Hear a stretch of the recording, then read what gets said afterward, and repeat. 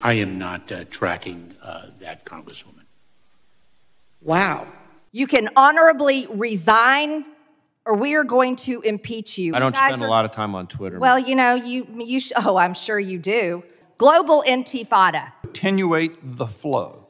Are there people you don't know where they are that the FBI is searching for today? Yes. Yes or no? Yes. These are not trick questions. They're not trick questions. What is that number? Guns, planes, missiles. Is our country currently being invaded? The change of policy has created this problem, and he knows better. I'm not sure I can answer that here. As the last month has shown, the threat environment our department is charged with confronting has evolved and expanded constantly in the 20 years since our founding after 9/11. Over about 7.5 million encounters at the southern border. We've had 7,000 special interest aliens. We've had 200, nearly 200 on the terror watch list. When I chaired this committee, that was the first, and when I got the briefings, first question I ever asked was, how many SIAs, how many on the terror watch list? If I was 200 is alarming to me. Does that give you concern? Certainly, the numbers give us concern. I think it's important, though, in some ways, to realize that numbers alone don't even really tell the problem. And we've all seen how much damage just a small number of foreign terrorists could cause. I mean, sometimes people, as crazy as it sounds, tend to forget that it was 19 people who killed 3,000 people. That was the next point I was going to make. It only took 19 to create 9/11. I asked to yield just to respond to something that my distinguished colleague from Texas just said, who I know has served for a long time as a federal prosecutor, as have I, and as has Secretary Mayorkas. I think it's incredibly dangerous to accuse Secretary Mayorkas of aiding and abetting crimes. As you well know, you need to have the intent to do that. And it is clear that whether you disagree or not with Secretary Mayorkas's approach to dealing with the border, that to accuse him of aiding and abetting crime is very serious and is, I think, unwarranted in this situation. Well, gentleman yield? Yes. Look, I live in a border state, you don't. And I've dealt with this issue for 25 years. I've never seen it this bad. It's his dereliction of duty that has created this problem in the United States. 7 million people. How are we going to deal with that? No legal status, human trafficking, fentanyls. Look, we will disagree on this one, but I have to say that the change of policy has created this problem, and he knows better. He was a U.S. attorney in Los Angeles, like you were. He knows better. And these are yes or no. No time to answer differently. Do you agree with Mayor Adams when he said that the influx of migrants along the southwest border will destroy New York City? Yes or no? Congressman, yes or no, sir? Congressman, I'm going to answer your question that we do not underestimate the challenge of the southern border. Mr. Secretary, with all due respect, it's a yes or no question. I've answered that question, and let me also add. Okay. Do you agree with the Illinois governor who sent a letter to President Biden calling the influx unattainable? Yes or no?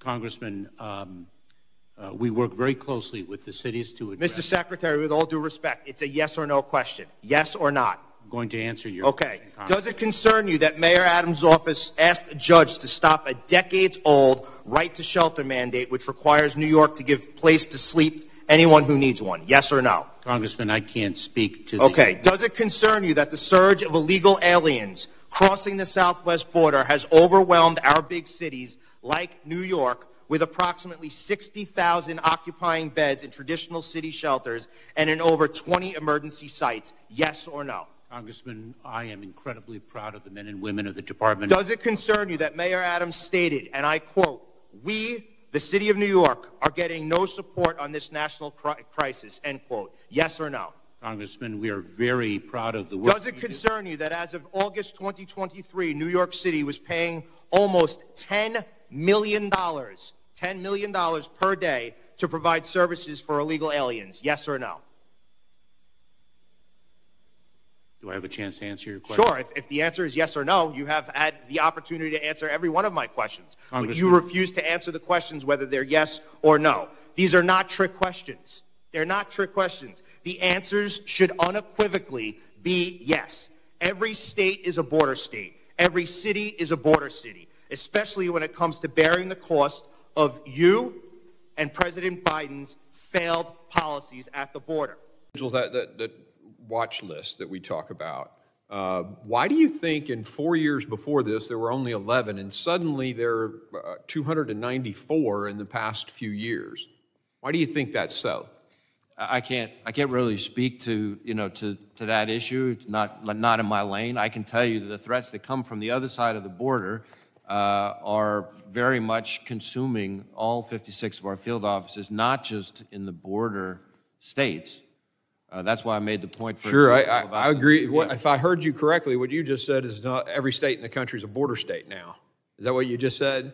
Well, I didn't. I mean, the threats to every state. That way, but the threats that come from the other side of the border are affecting every state. Absolutely, 100%. What is a bad day for you, Secretary Mayorkas? Because we see now that the numbers have exploded.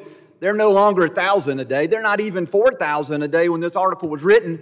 They're over 11,000 a day. And so in the last 20 seconds, what number to you represents a bad day when we see the number of apprehensions increase dramatically? So I'll give you the remainder of my time to answer the question, and I'll yield back. Vice Chairman Guest, we do not minimize the significance of the challenge at the southwest border, and we are intensely focused on it. Is there a number? Would you like to give a number? I asked for a number. That was my question. What number to you represents a bad day? And are you refusing to answer the question? Vice Chairman Guest, as I said, we do not minimize the significance of the challenge at the southwest border. That wasn't my question, Mr. Mayorkas. I asked a simple question. Give me a number. And you're filibustering, and you're refusing to answer the question. What is that number? I have answered your question. No, you haven't, Mr. Mayorkas. You've not answered the question. Are you aware that on October 19th, 2020, the statement used by various media organizations and social media businesses to downplay and censor the Post reporting before the 2020 presidential election? I'm sorry. With the indulgence of additional time, Mr. Chairman, could you ask that question just at a bit of a slower pace?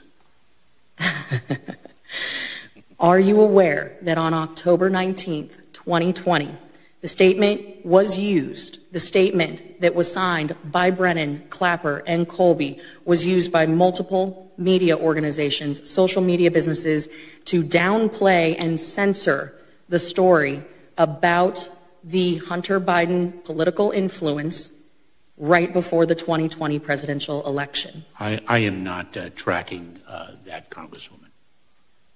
Wow. For as much time and effort as you are putting into a Homeland Intelligence experts group, that seems shocking that you wouldn't be tracking that. Secretary Mayorkas, I want you to look at these innocent Americans. Do you see them? I do, Congresswoman. They are dead. They're from Dalton, Georgia, in my district. They're dead because a 17-year-old, likely affiliated with the cartels, was smuggling illegal aliens into our country in Texas, breaking our laws, and this happens every single day in our country. Earlier this week, 8 Republicans joined the Democrats and protected your job. But I want you to know, you have a short time coming. You can honorably resign, or we are going to impeach you, and it's happening very, very soon. Mr. Wray, do you remember on October 18th when the Capitol complex was illegally occupied, breaking same laws that you have hunted down Americans for from January 6th? Are you familiar with this? I don't recognize the picture that you're holding. Well, because maybe your agents haven't been doing a good job into investigating the organizers that broke the law, illegally occupied this very building that we're sitting in right now, and over 300 of them were arrested. Some of them attacked police officers. I haven't seen on the news where the FBI is hunting them down with helicopters, tanks in the streets. The FBI used the Southern Poverty Law Center as a source when targeting Catholics. Are you still using the Southern Poverty Law Center as a source? Congresswoman, what I think you're referring to is the so-called Richmond intelligence product, which as soon as I learned about it, I was horrified, withdrew it. We had an inspection done, and part of the problem that we found with that particular product by that particular office is precisely what you're talking about, the reliance on the Southern Poverty Law Center and the way in which they relied on. Well, you relied on the Southern Poverty Law Center, but I would have you know, Mr. Wray, that this one right here, this person involved in the global Intifada group that illegally, they broke the law, came in and occupied the Cannon Office House building, interrupted Congress, interrupted hearings. Right here, Katrina Bleakley is the lead attorney for the Southern Poverty Law Center. Were you aware of this? Congresswoman, as I said, I haven't seen the photos that you're holding up before. Maybe, well, I posted them on my Twitter account. It's public. You know, maybe I don't you guys spend a lot of time on Twitter. Well, you know, oh, I'm sure you do, because the Department of Homeland Security, organized with other offices, has censored many Americans, including myself. I'm not part of the Department of Homeland Security. Right, Mr. Wray, you should be interested in investigating terrorism, and this right here is proof that we had terrorists in our own office building, global Intifada. And you rely on the Southern Poverty Law Centers. Katrina Bleakley is one of the organizers. I'll send this over to your office so maybe perhaps you can stop targeting innocent grandmothers and veterans who walked through the Capitol on January 6th and might actually go after people tied to Hamas, tied to Hezbollah, and likely Iran. We've seen now this spectacle of hundreds of thousands of people waving Palestinian flags, attacking the gates of the White House, vandalizing places. You've expended, in fact, so has Mr. Mayorkas, expended tremendous resources to stop foreign malign influence. With millions of people coming into the country unvetted, is that at all a foreign malign influence operation now operating in the United States homeland? We view it as a threat. I don't think we view it as a foreign malign influence threat, but that's just terminology. Do you know whether it is or not? In other words, do you know whether those protests are in significant part the product of people who've been allowed into the country, the millions illegally? We have not seen intelligence that would indicate that. Secretary Mayorkas, in your testimony, both written and oral today, you said the world has changed since Hamas's attack in October. What's changed about Hamas? Hamas has been and continues to be a terrorist organization. Exactly. And so does Hezbollah. And so do all the others, including Al-Qaeda. Nothing's changed. And you have supervised elective policies that have allowed this level of flow into the United States. Isn't that true? That is not true. Oh, you haven't done it electively. You couldn't have changed anything to attenuate the flow. Is that your testimony? Congressman, our policies are directed at securing the border. Can you give me a quick answer? Are your policies, could you have changed anything to attenuate the flow? Congressman, we are seeking to address the flow every single day. Boy, that's amazing. And you've continued to say that sort of thing, and I agree with Mr. Higgins, it doesn't warrant much asking. Well, certainly we're in an environment where the number of tips and threats that are being reported to us have gone up significantly since October 7th. We were already, as I testified earlier, already in an elevated threat environment even before October 7th, and it's gone to a whole nother level since October 7th. The biggest chunk of the threats that have been reported into us by a good margin are threats to the Jewish community, synagogues, Jewish prominent officials, things like that. We also have a large number of tips and leads related specifically to Hamas and radicalization and recruitment. Mr. Chairman, we started this hearing by listening to Secretary Mayorkas talk about climate change as a threat to our country and obscure policies that need reauthorization, but not yet one mention of the southwest border and the 169 plus known or suspected terrorists. Somebody is listed as a special interest alien or a KST. By the way, this is Trump-era KSTs, and this is Mayorkas-Biden-era KSTs. If somebody's listed as a KST, is that a concerning person, somebody who could do harm to the United States? Well, to be on the watch list as a KST means that they've met the standard to be of concern. So there are people that you are still searching for that we don't know where they are in the United States. Of the known apprehensions, KSTs, known or suspected terror people, match list to the terror watch list. Are there people that match the terror watch list that were apprehended by CBP that the FBI and other agencies are searching for in the United States?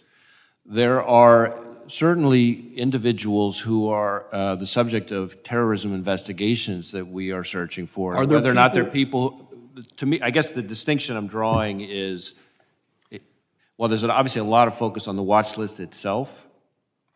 One of the things that, and I've tried to be clear in my testimony here this morning, one of the areas that we are of concern is individuals who, once here, information later comes in. Are there people that you don't? Are there people you have, don't know where they are that the FBI is searching for today? Yes. Yes or no? Yes.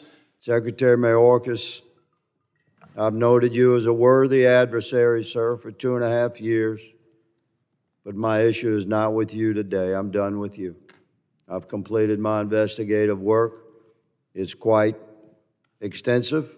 I've filed my articles of impeachment against you, and I've provided my investigative work to the appropriate committee. So let me just say that my articles have been filed, and my time with you is done. In September, Stephen D'Artano, formerly in charge of the FBI's field office in Washington, D.C., testified to the House Judiciary Committee that he was aware the FBI informants would attend the Stop the Steal rally thrown on January 6th. You confirmed that the FBI had confidential human sources at the Stop the Steal rally on January 6th here in D.C., sir? Congressman, as we've discussed before, I'm not going to get into where we have or have not used confidential human sources. But what I can tell you, you asked for a definitive answer. We'll move on. It's my time. You said no, you're not going to answer. That's cool. We're watching. Mr. Chairman, may I answer the question? Your moment will come. This is my time. Earlier this year, an FBI informant who is reported to have, his quote, under oath, marched to the U.S. Capitol with fellow Proud Boys members on January 6th, close quote.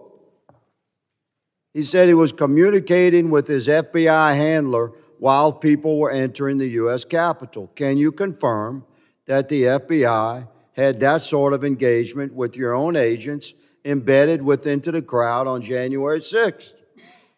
If you are asking whether the violence at the Capitol on January 6th was part of some operation orchestrated by FBI sources and or agents, the answer is emphatically You're saying not. no? No. You're saying no? Not okay. Violence orchestrated by FBI sources or agents.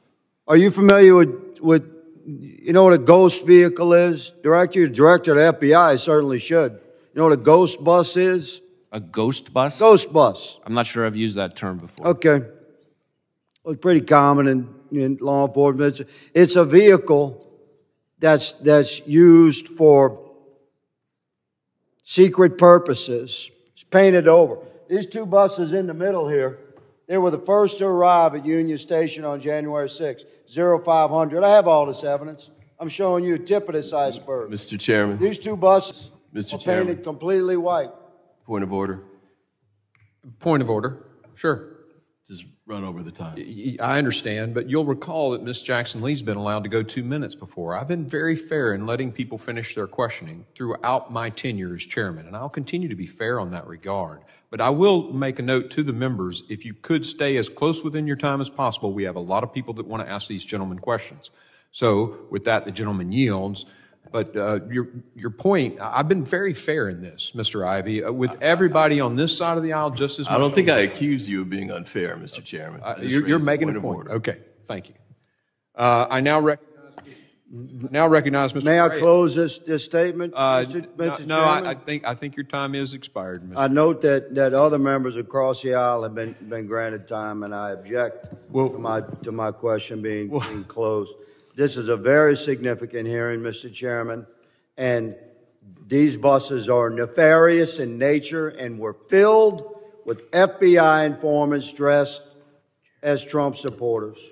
and deployed unto our capital on January 6th. Your day is coming, made Mr. your Wray. point, Mr. Higgins. Secretary Mayorkas, you have stated many times in the past, and with great pride, that you are, quote, taking it to the cartels, end quote.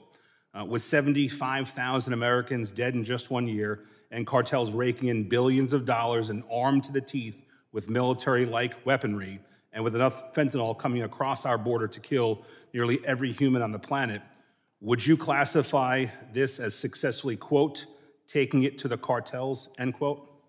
Congressman, we have not overcome the scourge of fentanyl, and let me say this, we are taking it to an unprecedented degree to the traffickers. One death from this extraordinarily toxic and fatal opioid. Are you pleased with your results, Mr. Secretary? If I may, is one death. Mr. Secretary, the question was about you taking it to the cartels. Are you pleased with your performance with respect to taking it to the cartels? I am incredibly proud of the work that the men and women of the Department of Homeland Security. I appreciate that, Mr. Secretary. Reclaiming my time, sir. Secretary Mayorkas, you have stated many times in the past, and with great pride, that you are, quote, taking it to the cartels, end quote. With 75,000 Americans dead in just 1 year, and cartels raking in billions of dollars and armed to the teeth with military-like weaponry, and with enough fentanyl coming across our border to kill nearly every human on the planet, would you classify this as successfully, quote, taking it to the cartels, end quote? Congressman, we have not overcome the scourge of fentanyl, and let me say this, we are taking it to an unprecedented degree to the traffickers. One death from this extraordinarily toxic and fatal opioid. Are you pleased with your results, Mr. Secretary? If I may, is one death. Mr. Secretary, the question was about you taking it to the cartels. Are you pleased with your performance with respect to taking it to the cartels? I am incredibly proud of the work that the men and women of the Department of Homeland Security. I appreciate that, Mr. Secretary. Reclaiming my time, sir. When President Biden first came into office, one of the first things he did is he changed all the Trump-era policies related to the southern border. Did you agree with those changes? Congressman, that's a yes or no answer, sir, please. I don't have much time. Did you agree with them or not? Congressman, he changed some of the policies, and I do agree with those changes. You know, real quick, okay? Guns, planes, missiles, personnel, ships, boats, assassins. They all have one thing in common. Ms. Abizaid, do you know what that is? It's money. Money. That's what they have in common. So I'd like to know why the Secretary Blinken signed off a waiver for Iraq to purchase electricity from Iran, which will give them $10 billion in revenue. And that's a rhetorical question. Thank you. The gentleman. In your written testimony, you specifically touch on the concept of a warrant requirement related to U.S. person queries in the 702 database, and your assessment that that would hamper law enforcement's ability and the intelligence community's ability to do their work and utilize the database. Would you explain why it is you believe that a warrant requirement for U.S. persons queries would be a challenge or a hurdle for you all to continue to do that work?